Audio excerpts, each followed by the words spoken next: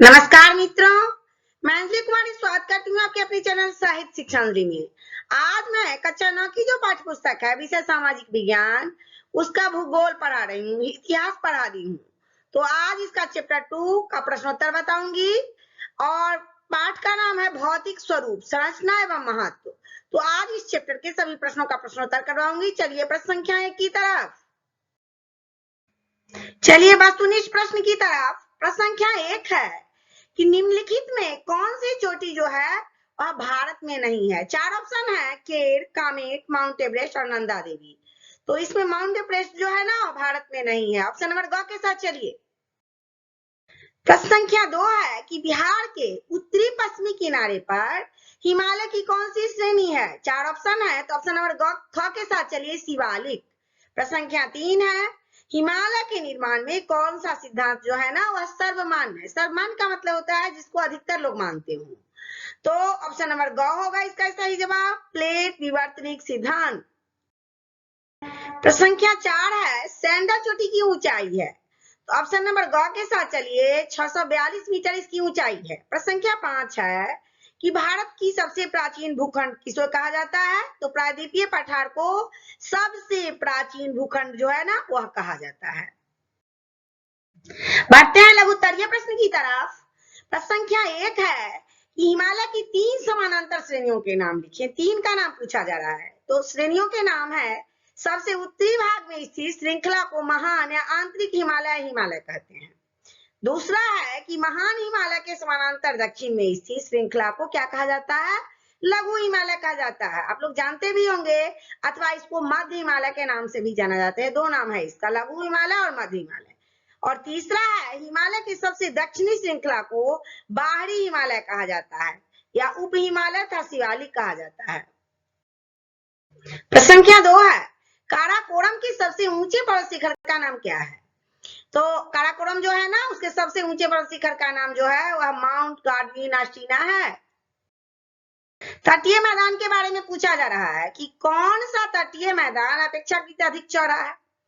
तो पूर्वी तटीय मैदान जो है पश्चिमी तटीय मैदान की अपेक्षाकृत अधिक चौड़ा है। और इसकी चौड़ाई जब पूछा जाएगा तो क्या बताइएगा, इसकी चौड़ाई 160 से 350 किलोमीटर है। आगे तटीय मैदान में स्थित झीलों का नाम पूछा जा रहा है। तो इसमें जो झील है ना वह नेम्बाना तथा पूर्वी तटीय मैदान की झीलों में चिटका, पुलिकाट तथा केलोडू प्रमुख है। पश्चिमी घाट पर्वत का दूसरा नाम क्या है, सेकेंड नाम पूछा जा रहा है। तो पश्चिमी घाट पर्वत है ना उसका दूसरा नाम सह्याद्री पहाड़ियां है। प्रश्न संख्या 6 में मध्य गंगा के मैदान की 4 विशेषताओं के बारे में पूछा जा रहा है। तो इसकी 4 विशेषताओं की तरफ बढ़ते हैं। पहली विशेषता है कि इसकी लंबाई जो है ना 1400 किलोमीटर तथा चौड़ाई 140 से 500 किलोमीटर है। दूसरी विशेषता है कि इस मैदान में पुरानी तलछट की परतें पाई जाती हैं जिसे वांगर कहते हैं। इस मैदान में नई तलछट की परतें पाई जाती है जिसे खादर कहते हैं। और खादर और बांगर से संबंधित प्रश्न जो है ना कई महत्वपूर्ण परीक्षाओं में पूछे जा चुके हैं कि पुरानी तलछट को क्या कहते हैं तो बांगर, नई तलछट को क्या कहते हैं तो खादर। और अब चौथी विशेषता की तरफ बढ़ते हैं कि ब्रह्मपुत्र के साथ मिलकर गंगा अपने मुहाने पर खिल्ली बनाती है जो संसार में सबसे बड़ा है। प्रश्न संख्या 7 में अंतर पूछा जा रहा है कि हिमालय और प्रायद्वीपीय पर्वतों के अंतर को, प्रमुख अंतर को बताइए। हिमालय और प्रायद्वीपीय पर्वतों के 2 प्रमुख अंतर को मैं बता रही हूँ। पहला है कि हिमालय पर्वत प्रायद्वीपीय पर्वतों की अपेक्षा अधिक ऊंचे होते हैं और हिमालय पर्वत प्रायद्वीपीय पर्वतों की अपेक्षा अधिक लंबे भी होते हैं, ऊंचे भी होते हैं और लंबे भी होते हैं। आगे है कि खादर और बांगर किसे कहते हैं। तो खादर जो होता है ना नम कछाड़ी भाग जो निचले मैदाने में और जहां बाढ़ का जल प्रतिवर्ष पहुंचकर नई मिट्टी को की परत जो है ना जमा कर देता है उसे खादर कहलाता है वही। और बांगर क्या होता है, गंगा के मैदान में जहां नदियों द्वारा पुरानी मिट्टी के ऊंचे मैदान बन गए हैं वहां नदियों के बाद का जल नहीं पहुंच पाता उसे बांगर कहते हैं, जल वहां तक नहीं पहुंचता है। तो संख्या 9 में पूर्वी घाट तथा पश्चिमी घाट में अंतर बताने के लिए कहा जा रहा है। तो पूर्वी घाट तथा पश्चिमी घाट में अंतर को देखते हैं। आप पूर्वी घाट की तरफ बढ़ते हैं। सबसे पहले यह उत्तर में गंगा के मुहाने से दक्षिण में कन्याकुमारी अंतरिक्ष तक फैला है। क्या, तो पूर्वी घाट। दूसरा है इसकी चौड़ाई 160 से 350 किलोमीटर है और नदियां धीमी गति से बहती है जिसके कारण मिट्टी का जमाव होता है। और पश्चिमी घाट की तरफ बढ़ते हैं। यह जो है ना पश्चिमी घाट, यह उत्तर में खंभाल की खाड़ी, बंगाल की खाड़ी से लेकर के दक्षिण में कन्याकुमारी अंतरिक्ष तक फैला हुआ है। मिसिंग प्रिंटिंग मिस्टेक है। फिर दूसरा है इसकी औसत चौड़ाई जो है ना 10.6 किलोमीटर है और नदियां अधिक तीव्र गति से बहती है जिसके कारण मिट्टी का जमाव नहीं हो पाता है। बढ़ते हैं उत्तरीय प्रश्न की तरफ।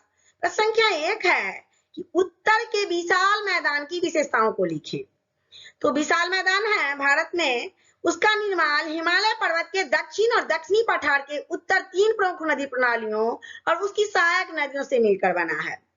और यह मैदान जो है ना जलोढ़ मिट्टी से बना है। किस चीज से बना है? जलोढ़ मिट्टी से बना है।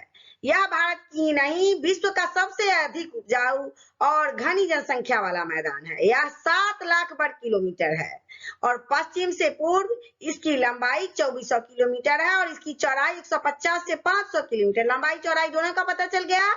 और यह मैदान है ना, कौन सा मैदान? उत्तर के विशाल मैदान के बारे में चर्चा हो रही है। तो यह मैदान सामान्यतः समुद्र तल से 240 मीटर से अधिक ऊंचा नहीं है। और इस मैदान के 4 उपभाग हैं। 4 उपभाग को देखते हैं। पंजाब का मैदान, राजस्थान का मैदान, गंगा का मैदान और ब्रह्मपुत्र का मैदान। 4 उपभाग हैं इसके। किसका? तो उत्तर के विशाल मैदान का।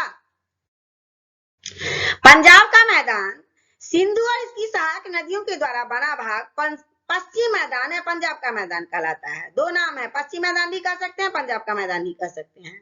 भारत में पंजाब और हरियाणा का पश्चिमी हिस्सा इसमें शामिल है। फिर दूसरा है राजस्थान का मैदान।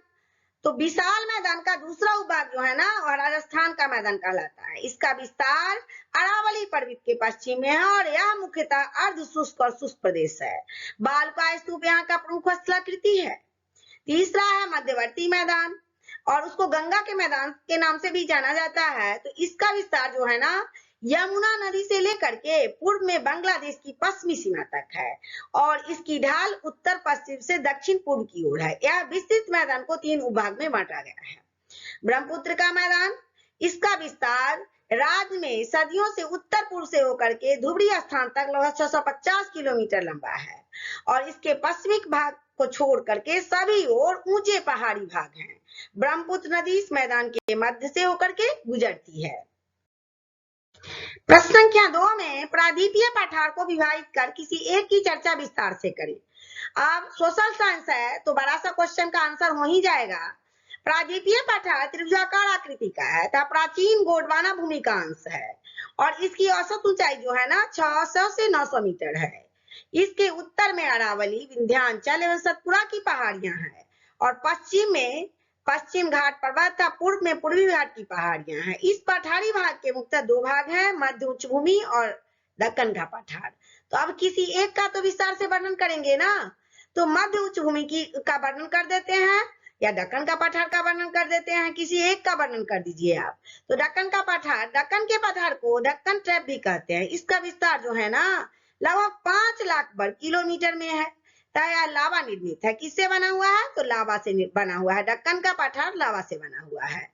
यहाँ लावा की अधिकतम गहराई लगभग 2134 मीटर है और इसके अंतर्गत मध्य प्रदेश, महाराष्ट्र के अधिकांश भाग, पश्चिमी आंध्र प्रदेश, कर्नाटक तथा तमिलनाडु के कुछ भाग आते हैं। पश्चिमी घाट पर्वत उत्तर में तामीपदी के बाद तट से प्रारंभ होकर दक्षिण में कन्याकुमारी अंतर्द्वीप तक फैला हुआ है जिसकी लंबाई लगभग 1600 किलोमीटर है और इसे सह्याद्री की पहाड़ियां भी कहते हैं। यहाँ 4 प्रमुख दर्रे भी हैं जिन्हें थाल घाट, घोड़ घाट, पाल घाट और सीनकोटा कहते हैं। प्रश्न संख्या 3 में हिमालय के पर्वत श्रृंखला की विशेषताओं का वर्णन करने के लिए कहा जा रहा है।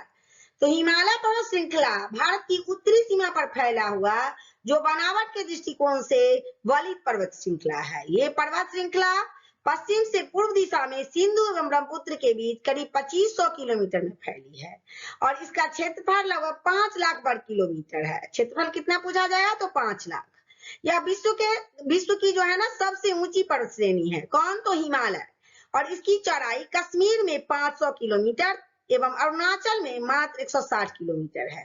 पूर्वी घाट में ऊंचाई में विविधता के कारण इसकी 3 समानांतर सबसे उत्तरी भाग में इस श्रृंखला को आंतरिक हिमालय या हिमाद्री कहते हैं और इसकी औसत ऊंचाई 6100 मीटर है। इसके शिखर सर्वाधिक ऊंचे हैं और इसकी ऊपरी भाग जो है ना हमेशा बर्फ से ढका रहता है।